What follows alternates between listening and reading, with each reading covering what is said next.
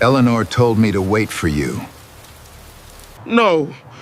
Oh, God, please, no. This can't be real. I can't take this.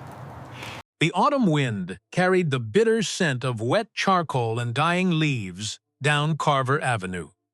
It was a gray morning in Erie, Pennsylvania, the kind of heavy, forgotten Tuesday where the sky hung low enough to touch the rusted corrugated roofs of the old industrial district. Rain dripped steadily from a broken gutter onto the cracked porch of a small, faded green house with rotting foundation steps. A black sedan with official government plates sat idling by the curb. The engine produced a low, persistent vibration that shook the puddles in the street. Inside the vehicle, the heater was blasting, but outside, the air had turned to a sharp, unkind frost. Old Arthur Mitchell stood on his porch with a thin wool blanket thrown over his narrow shoulders.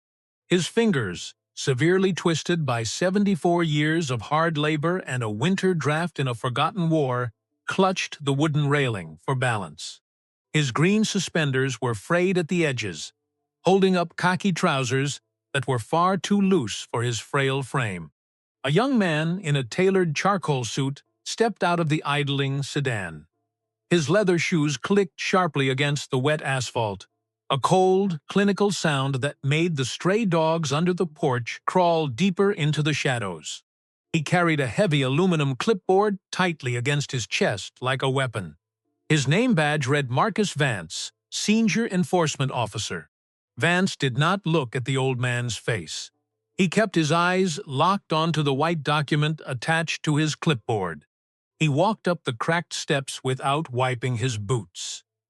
The neighborhood had stopped moving entirely. Across the narrow street, a middle-aged woman watering a dying potted fern let the plastic pitcher tilt until water spilled onto her shoes. 2 doors down, an elderly mechanic froze mid-stroke with his broom, leaving a pile of wet leaves scattered across his driveway. A young boy on a bicycle sat perfectly still in the middle of the road, his small hand tightening around the rubber grip of his handlebars. Vance cleared his throat, a sharp, dry sound that cut through the steady patter of the rain. He did not ask to enter. He simply stood on the top step, blocking the doorway with his wide shoulders. According to Section 4 of the Municipal Code, this property is now under civil seizure. The words were heavy. They were final.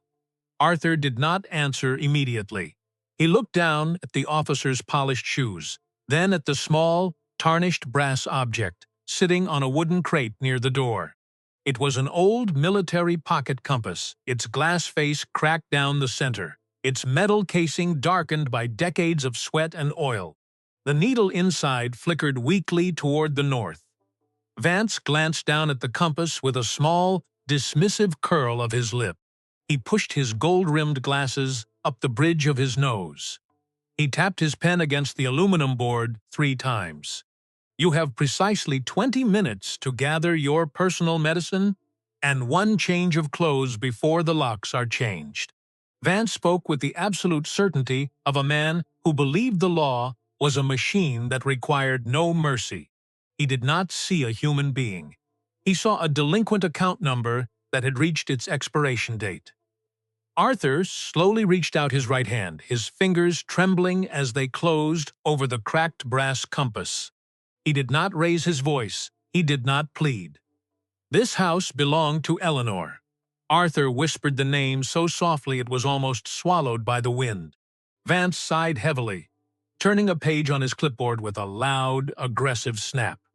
The city has waited 3 years for the outstanding balance, and emotion does not clear a lien.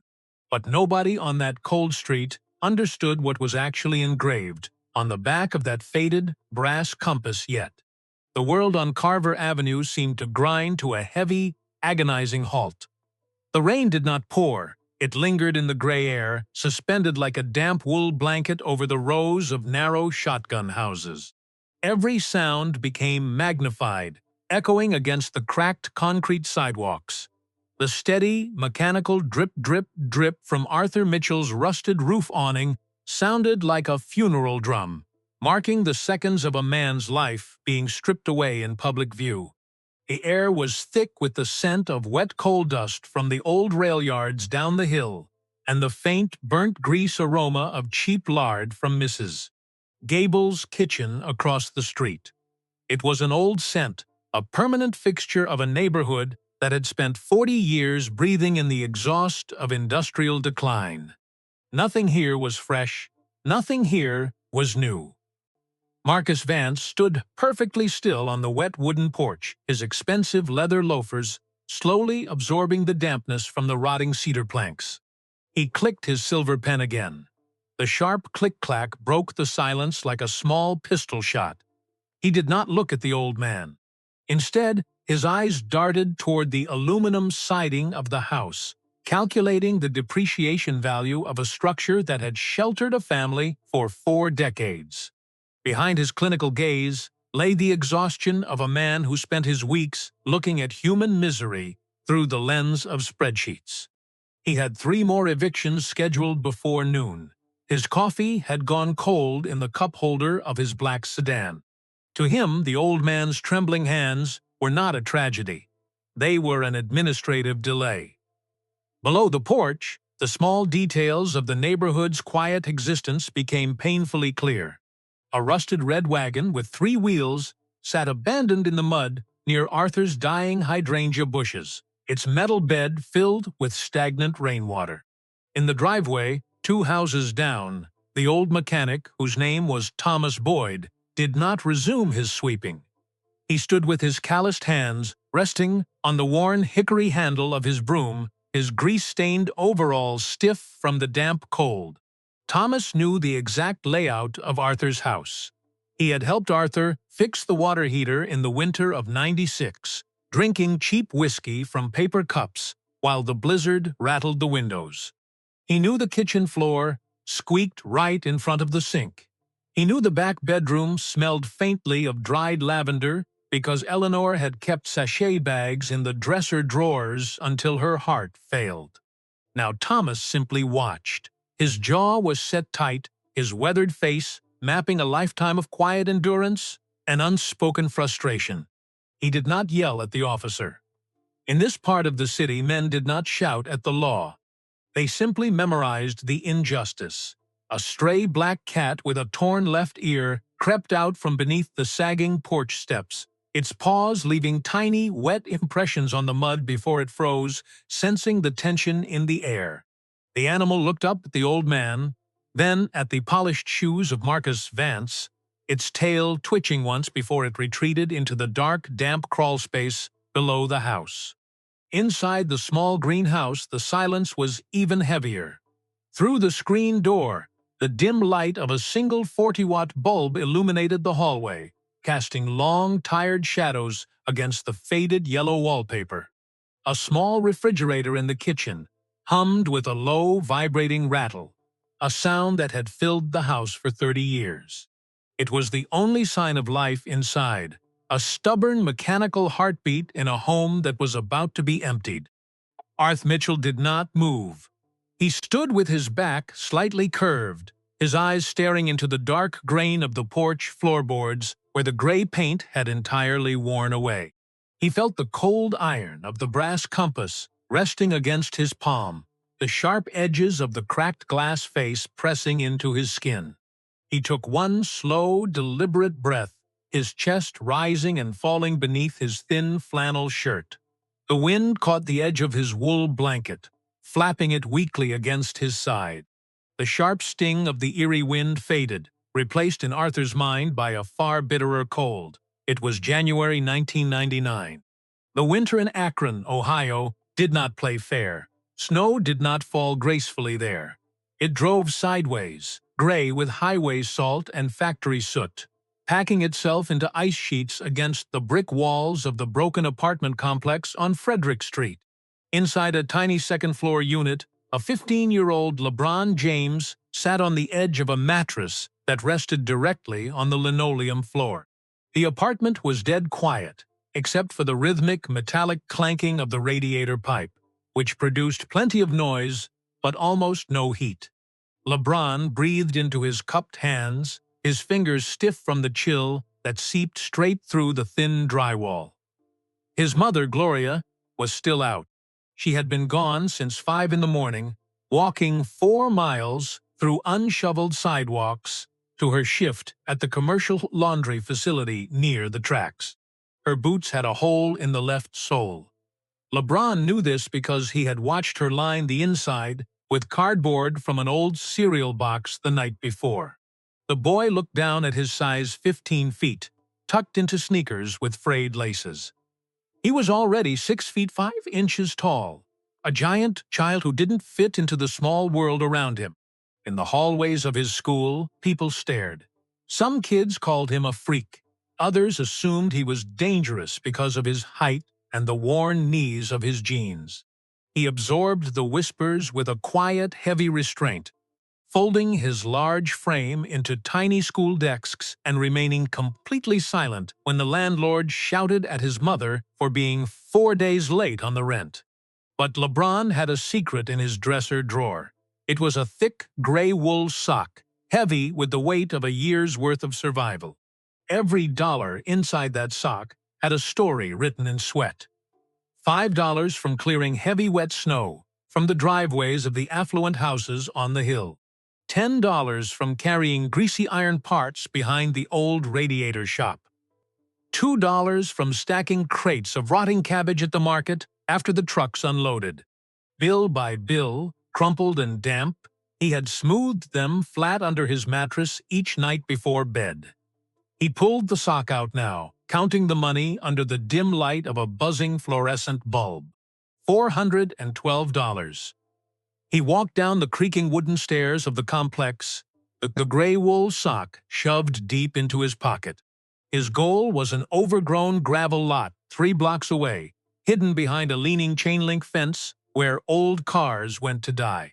Sitting on a rusted folding chair on the porch of a tiny garage was a man in his late 40s, his face etched with the quiet gravity of a soldier who had seen too much.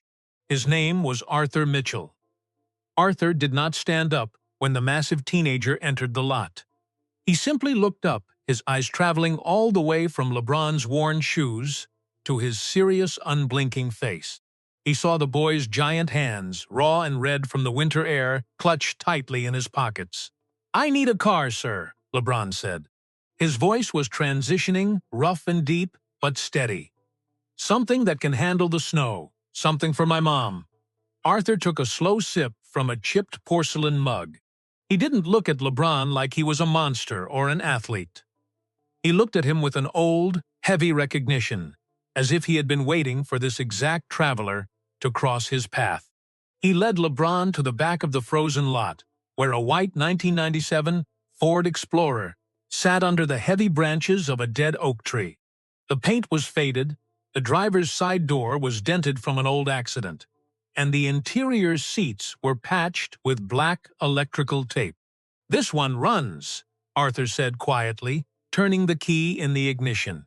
The engine coughed hard against the frost, sputtered once, then caught with a deep, rumbling growl that sounded like an old guard dog waking up from a dream. It was ugly, but it was alive.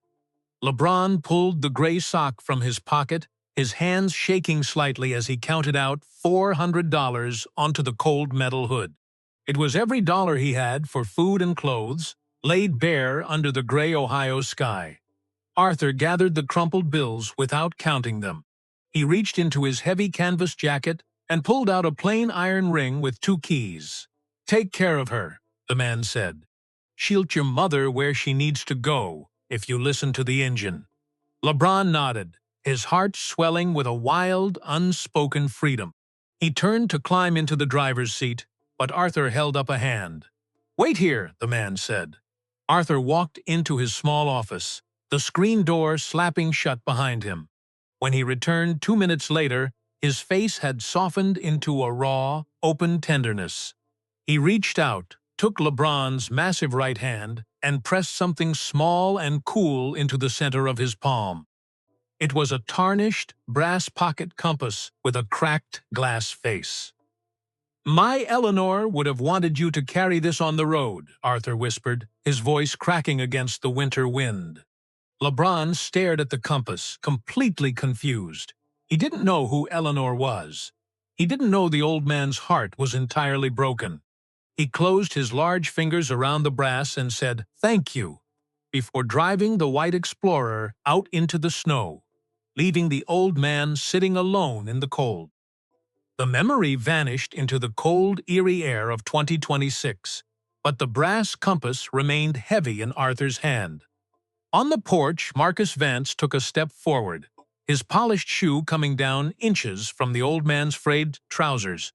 He did not look at Arthur. He looked at his watch, the gold bezel catching the dull, gray light of the Pennsylvania sky. "Your time expired 4 minutes ago, Mr. Mitchell," Vance said, his voice entirely devoid of color. "The moving truck is turning the corner now, and anything left on this porch will be categorized as abandoned municipal waste." A heavy, yellow flatbed truck rumbled onto Carver Avenue, its diesel engine emitting a thick cloud of black smoke that settled over the wet hydrangea bushes. Two workers in neon vests jumped down, carrying large plastic bins and heavy iron crowbars. The neighbors on the sidewalk moved closer together, their silent outrage vibrating through the damp air like an electric current. Thomas Boyd, the mechanic, took 2 steps onto Arthur's lawn, his old broom clutched so tightly in his fist that his knuckles turned a bloodless white. Vance stepped toward the wooden crate, his hand reaching out to grab the small belongings Arthur had placed there. His fingers brushed against a faded black-and-white photograph of Eleanor in a simple pine frame. "Do not touch that," Arthur said. His voice was not loud. It was a whisper, but it possessed the immense, quiet dignity of a man who had survived trenches and sorrow by refusing to break. Vance stopped mid-motion, his jaw tightening, as he felt the eyes of the entire street locking onto his back. He pulled his hand back, straightening his tie with an aggressive, defensive jerk. His cruelty did not come from hatred. It came from the small, desperate pride of a bureaucrat who needed to maintain absolute control over a system that felt entirely mechanical. "I am enforcing a judicial mandate," Vance replied, his voice rising slightly to cover his own discomfort. "If you obstruct this procedure, I will have the county deputy remove you from the perimeter immediately." He reached down again, his hand closing around the edge of Eleanor's framed photograph, ready to drop it into the yellow plastic bin. The crowd on the sidewalk took a collective breath, a unified gasp of horror that froze in the cold air. Then, the low, powerful hum of a completely different machine broke the rhythm of the street. A massive, midnight black SUV with heavily tinted windows turned the corner of Carver Avenue. It did not roll. It drifted slowly down the narrow road like a silent, dark ship cutting through shallow water. The vehicle was so enormous, it blocked the view of the shotgun houses across the street, its polished black paint reflecting the gray clouds above like a mirror. It pulled up directly behind the yellow flatbed truck, its engine producing a deep, bass-heavy vibration that shook the rotting timber of Arthur's porch steps. The driver's door swung open. A foot came out first, wrapped in a simple, unbranded black leather sneaker that looked large enough to span the entire width of the concrete sidewalk. Then a man stood up to his full height. LeBron James stood on Carver Avenue. He wore no diamonds, he wore no designer branding. He was dressed in a plain, heavy black cotton hoodie, with the sleeves pushed up to his forearms and dark jeans that had grown damp from the Erie mist. At 6 feet 9 inches tall and 250 pounds of quiet, imposing gravity, he made the entire street look like a miniature stage. His face was completely serious, his dark eyes observing the clipboard, the yellow bins, and the trembling hands of the old man on the porch. He did not shout. He did not announce his name. He simply walked down the cracked concrete path, his massive frame moving with a slow, deliberate restraint that made Marcus Vance freeze entirely. The framed photograph of Eleanor still clutched in his trembling fingers. LeBron James did not say a word as he closed the distance between the curb and the porch steps. His large, dark eyes remained fixed on Marcus Vance's hand, which was still holding the faded pine frame of Eleanor's photograph. Vance felt his breath catch in his throat, his administrative pride instantly vanishing beneath the sheer physical and cultural gravity of the man standing before him. The senior enforcement officers slowly lowered his hand, carefully setting the photograph back onto the wooden crate, as if it were made of spun glass. "I need you to step away from the porch, sir," LeBron said softly. His voice was a low, resonant rumble that felt less like a command and more like a law of nature. Vance swallowed hard, his fingers twitching against the edge of his aluminum clipboard. He cleared his throat twice, trying to find the cold, bureaucratic armor that had protected him all morning. "Mr. James, I am simply executing a legal order from the Municipal Revenue Department. This account has been delinquent for 36 consecutive months." LeBron did not look at Vance's paperwork. He took 2 more steps, his massive size 23 shoes resting on the bottom step of the porch. He looked up at Arthur Mitchell. The old man was still clutching the wooden railing, his pale green suspenders shaking against his flannel shirt, but his eyes were wide, staring down at the giant teenager he had saved from the Ohio snow 27 years ago. "You kept the compass," Arthur whispered, his voice cracking like dry autumn twigs. "Every single day," LeBron replied, his serious face softening into a quiet, protective warmth. Before Vance could speak again, a second vehicle turned the corner of Carver Avenue. It was a modest gray rental sedan with Ohio plates, moving with a hesitant, searching pace before pulling up right behind LeBron's black SUV. The doors opened almost simultaneously. Out of the driver's side stepped a woman in her mid-40s, her dark hair pulled back into a neat professional ponytail, her posture straight and steady with the calm dignity of a registered nurse. Her name was Clara Mitchell Davis. She hadn't set foot on Carver Avenue in nearly 3 years, her life consumed by back-to-back 12-hour shifts at a children's hospital in Columbus, and the heavy, silent guilt of a daughter who couldn't afford the gasoline to visit her aging father. From the passenger side came a man named David Mitchell, 51 years old, his face weathered by the harsh sun of the West Texas oil fields, where he worked as a rig mechanic. His clean white button-down shirt was stiff, reserved for church, funerals, and moments that carried the weight of life and death. He had been laid off twice in the last decade, his letters home becoming shorter, and his phone calls emptier because he could not bear to tell his father that he was drowning in his own financial debt. LeBron had found them. His foundation team had spent 3 weeks quietly tracing the broken threads of Arthur's family, flying them into Pennsylvania on separate routes without revealing the full context of the morning. Clara took 3 steps onto the wet grass of the front lawn, her eyes darting from the yellow moving bins to the official government sedan, and finally to the frail frame of her father standing on the rotting porch. A sharp, broken sound escaped her lips. Not a word, but the raw cracking of a dam that had held back 3 years of unspoken sorrow. "Papa!" Clara cried, her nurse's composure completely shattering as she broke into a run toward the steps. Arthur turned his head slowly, his failing, blurry eyes straining against the gray morning mist until the silhouette of his daughter came into focus. His hands released the wooden railing, his arms opening weakly as Clara threw herself onto the porch, wrapping her arms around his narrow shoulders. David followed behind, his heavy leather work boots thumping against the concrete path, his jaw set tight to suppress the deep, masculine sob that was rising from his chest. Marcus Vance watched the family collapse into each other's arms, his clipboard suddenly feeling incredibly small and useless in his hands. He looked at LeBron, who had stepped back near the hydrangea bushes, his arms crossed over his massive chest, his head tilted down in absolute silence. The audience on the sidewalk grew completely still, realizing that this was no longer a simple eviction. It was the unfolding of a hidden context that none of them had been allowed to see. The mist on Carver Avenue seemed to thin, but the cold remained, clinging to the wet wool of Arthur Mitchell's blanket.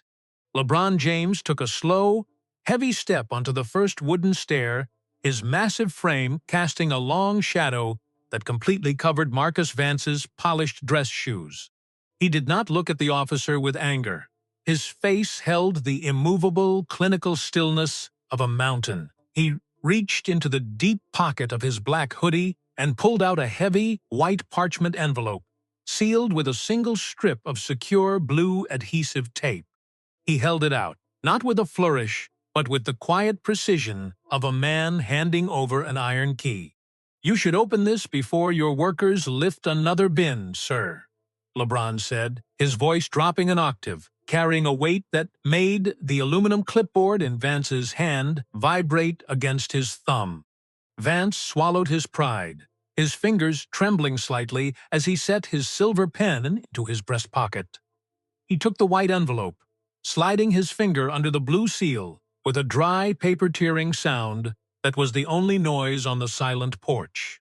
Inside sat a certified financial document printed on heavy bond paper, bearing the gold-embossed seal of the Cuyahoga County Treasury and the State Department of Revenue. Attached to it by a single silver paperclip was a cashier's check from the LeBron James Family Foundation. The exact amount written on the ledger line was $11,467.32. Vance's eyes darted across the text, his breath freezing in a small, tight cloud as he read the critical line at the center of the page. Account number 44091B, belonging to the residence at 1143 Carver Avenue, Erie, Pennsylvania, is hereby settled in full.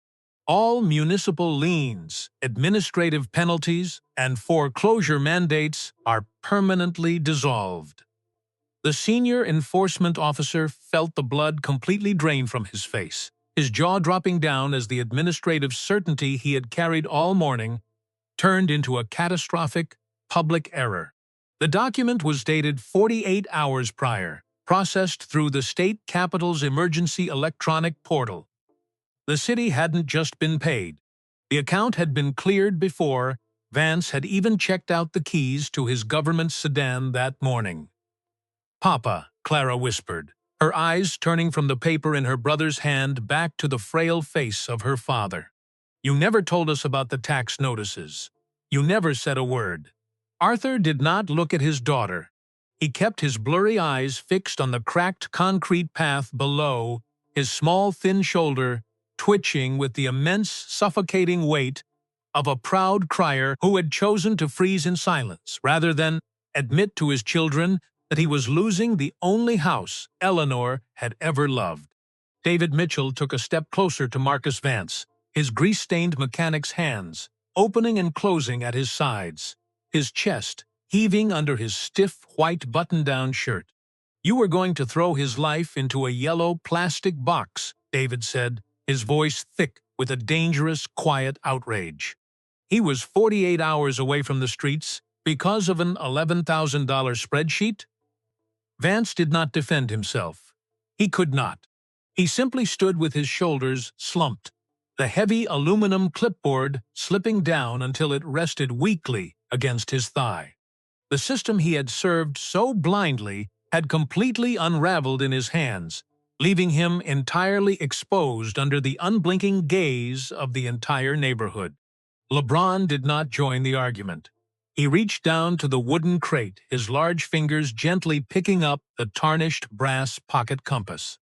He turned it over in his palm, his thumb tracing the faint, hand-engraved letters on the back that had been worn smooth by 27 years of quiet gratitude in an Akron closet. The room temperature on that wet porch had dropped to 0, and the arrogance of the law had completely evaporated under the heavy weight of an old truth. The mechanical whine of the yellow flatbed truck slowly died down as the driver turned off the ignition, leaving a sudden, vacuous quiet in the middle of Carver Avenue. Marcus Vance did not look up at the family or at LeBron James. He stood with his pressed so tightly against his leather clipboard that the metal corners began to dent the skin of his palms. "I will file the cancellation order with the central office." "Immediately," Vance said, his voice dropping to a dry, robotic murmur that lacked any of the administrative authority he had possessed an hour ago. "There will be no further action taken against this domicile." He turned around slowly, his leather shoes slipping slightly on the wet moss of the porch steps as he descended. He did not look at the two workers in neon vests, who were already quietly lifting the empty yellow plastic bins back onto the bed of the flatbed truck, their movements quick and subdued, like men trying to erase their presence from a church. Vance climbed into the back seat of his official black sedan, pulling the door shut with a heavy hollow click that echoed down the entire street. The vehicle rolled away down the asphalt without a sound, leaving only a dark patch of exhaust smoke hanging in the damp morning air. But the departure of the law did not bring an immediate joy to Carver Avenue. Instead, a heavy, reflective silence settled over the small green lawn. Thomas Boyd looked down at the worn hickory handle of his broom, his grease-stained fingers loosening their grip for the first time all morning. He looked at the new concrete path, then at the sagging porch where Arthur Mitchell was still holding his daughter's hand, and a sharp, sudden weight of guilt visible on his weathered face. He had known Arthur for 40 years. He had seen the yellow notices taped to the screen door for months, yet he had chosen to look away, wrapping himself in his own daily routine of sweeping leaves, rather than asking his oldest friend if he had enough food to survive the winter. Across the street, Mrs. Gable slowly lowered her plastic watering pitcher, her eyes fixed on the rotting timber of Arthur's porch steps. The whole neighborhood had known about the leaking roof and the dead air conditioner in August, yet they had all remained behind their lace curtains, treating another man's quiet tragedy as an inevitable consequence of aging in a dying city. David Mitchell walked to the edge of the porch, his eyes wet, as he looked out at the small crowd of 23 neighbors who had gathered to watch his father's public humiliation. "You all stood here," David said, his voice rough and damaged from the cold. "You watched him carry the boxes alone." Nobody answered. An elderly woman in the second row closed her eyes, pulling her knitted wool shawl tighter around her neck as a quiet, collective shame washed over the sidewalk. They had not been cruel. They had simply been indifferent, and the sudden presence of a global icon standing in their mud had forced them to see the profound failure of their own small community. LeBron James stayed near the hydrangea bushes, his large hands resting deep inside the pockets of his black cotton hoodie. He did not offer a grand speech about morality or community virtue.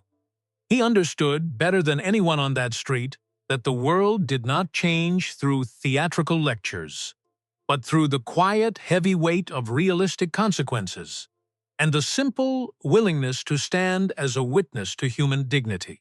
The harsh frost of that October morning gradually gave way to the steady, quiet rhythm of a changing season. By early December, the green shotgun house at 1143 Carver Avenue no longer looked like a structure waiting for its eviction papers. A team of local contractors, quietly funded through an administrative account that required no public press releases, had replaced the rotting cedar steps with broad, solid oak planks that didn't groan under a man's weight. The crooked window air conditioner was gone, replaced by a central heating system that hummed with a soft, warm consistency, completely erasing the smell of damp coal dust from the hallways. The 3 plastic water buckets, the blue one from the hallway, the red one from the bedroom, and the yellow one from the kitchen, were gone from the house forever, their purpose turned into a distant memory by a brand-new composite shingle roof that kept the cold Pennsylvania rain exactly where it belonged. But the truest structural restoration did not happen to the wood or the steel. It happened within the small kitchen, where Eleanor's dried lavender sachet bags still sat in the dresser drawers. David Mitchell left the West Texas oil fields for good in the spring of 2020, taking a position as a senior fleet mechanic at a commercial transit terminal located less than 15 minutes from Carver Avenue. The paycheck was less volatile than the rig money, showing up with a predictable, modest regularity that allowed him to look at his own reflection in the mirror without the crushing weight of financial shame. He rented a small duplex 3 blocks away and began walking down the concrete path to his father's house every Tuesday and Thursday evening, carrying grease-stained brown bags of takeout food and setting them onto the clean kitchen table. They did not speak much during those dinners. They didn't need to. The heavy distance of 3 years had completely evaporated, replaced by the simple, healing presence of 2 men who had forgotten how to be strangers. Clara brought her children from Columbus for Thanksgiving that year, filling the narrow living room with the loud, chaotic music of a complete family. Her oldest daughter, Adriana, who was now 14 and possessed her grandmother's steady, quiet eyes, spent the afternoon sitting on the porch steps next to Arthur, wrapping her thin fingers around his calloused, twisted hand while the autumn sun set behind the industrial yards. The small neighborhood of Carver Avenue had changed its internal physics as well. Thomas Boyd no longer swept his driveway in absolute isolation.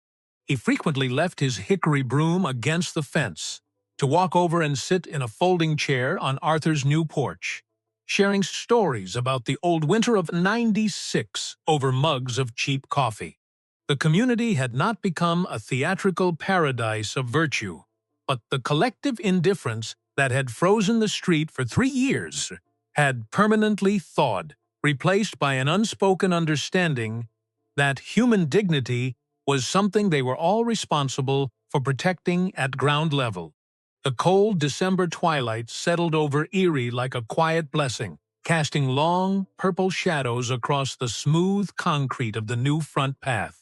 Arthur Mitchell sat alone on his porch, a thick wool jacket keeping the chill from his shoulders as the first winter stars began to flicker through the gray canopy of the Pennsylvania sky. On the small wooden table beside his chair, right next to a fresh mug of steaming coffee, sat the framed photograph of Eleanor. Her dark eyes looked out from the glass with the same timeless kindness she had carried through 31 years of marriage. And resting directly in front of her frame, sitting perfectly at the center of a small square of soft white cloth, was the tarnished brass pocket compass. The glass face was still cracked down the middle, and the metal casing remained darkened by decades of hard labor. But the needle inside no longer flickered weakly.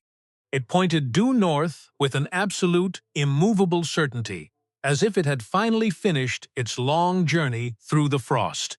500 miles away, in a quiet dressing room before a game in Cleveland, LeBron James stood in front of a mirror, pulling a plain black cotton t-shirt over his shoulders. Hanging from his neck, resting directly against the center of his chest, was a simple silver chain. Tucked beneath the fabric, close to his skin, was the identical twin of that brass memory. The heavy, invisible knowledge that he had been chosen by a family he never knew to carry a blessing he hadn't yet earned at 15. He touched the metal through his shirt for a single, silent second, his massive fingers closing over the shape of it. He did not smile. He simply nodded once to his own reflection, carrying the quiet gravity of a king who understood that his greatest championship had not been won under the bright lights of an arena, but on a rotting wooden porch in front of an old man who had waited 27 years for his return. Back on Carver Avenue, Arthur reached down with his twisted, weathered hand and picked up the brass compass.